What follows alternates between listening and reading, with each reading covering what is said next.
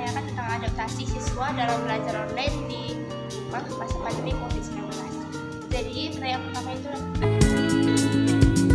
adalah apakah dampak positif dan negatif dari pembelajaran daring di masa pandemi? Jadi dampak positifnya yaitu murid-murid jadi lebih tahu dengan teknologi, dan dampak negatifnya murid semakin malas karena lebih ingin tahu untuk bermedia sosial. Yang kedua, apakah masyarakat setuju dengan pembelajaran daring di masa pandemi? Sebagian besar masyarakat mungkin tidak setuju karena dampak pembelajaran daring bagi murid-murid sangat tidak bagus, dan dengan pembelajaran daring banyak sekolah yang terbengkalai. Pertanyaan yang terakhir, apa saja faktor penghambat pembelajaran daring? Faktor penghambat pembelajaran daring yaitu kuota internet dan ekonomi keluarganya yang harus menyediakan HP dan kuota internet. Terima kasih. Jadi saya akan menanyakan tentang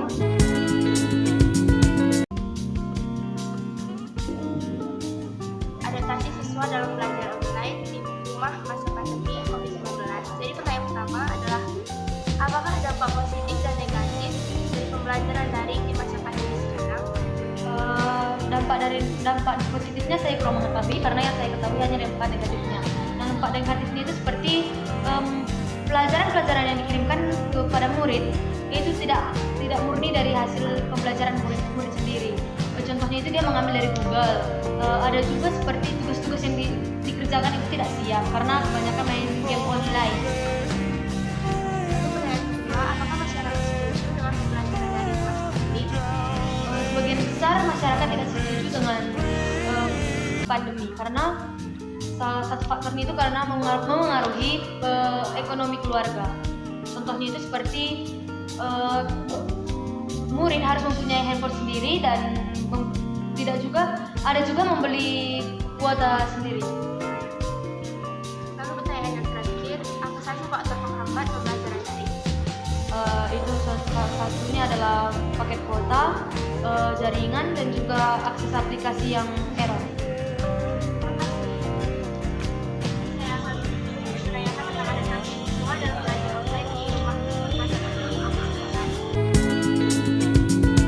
Jadi pertanyaan pertama itu adalah apakah dampak positif dan negatif dari pembelajaran daring di masa pandemi?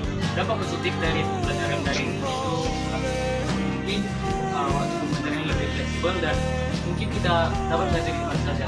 Dan dampak negatif dari pembelajaran daring itu adalah mungkin anak-anak yang belajar daring itu matanya mungkin lebih cepat rusaknya. Saat belajar daring itu kita lebih sering menggunakan gadget atau laptop.